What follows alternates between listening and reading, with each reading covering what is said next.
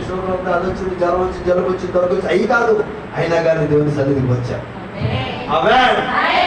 ఆ విధంగా నువ్వు కృతజ్ఞత స్తుతి చెల్లించడానికి నువ్వు ఏమి ఎక్కడికి రావాలి, ఎలా రావాలి, అది అర్థమైందా? ఇంకా కిందకి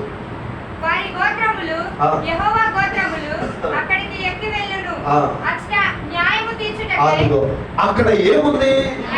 దేవుని మందిరానికి వెళ్తే ఏం కలుగుతుంది తెలుసునా? నీకు న్యాయం కలుగుతుంది. గుర్తుపెట్టుకోండి పాయింట్. దేవుని మందిరానికి ఎందుకు వెళ్ళాలయ్యా అంటే నీకు అన్యాయం జరిగిందా, ప్రభు నీకు న్యాయం చేస్తాడు. ఎక్కడ? అదిగో అందుకన్నాడు, నేను సంతోషించాను. దేవుని మందిరానికి వెళ్దామని జనులు నాకు చెప్పినప్పుడు నేను సంతోషించాను. ఎందుకు? కృతజ్ఞత స్తుతి చెల్లించొచ్చాక. ఆమేన్. హల్లెలూయా.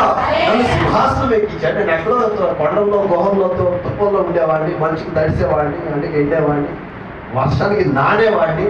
నన్ను గొర్రెలు కాపులు ఉన్నవాడిని తీసుకుని సింహాసనం ఎక్కించాడు. నేను దేవుని కృతజ్ఞత స్తుతి చెల్లిన మందిరానికి. ఆమేన్. హల్లెలూయా.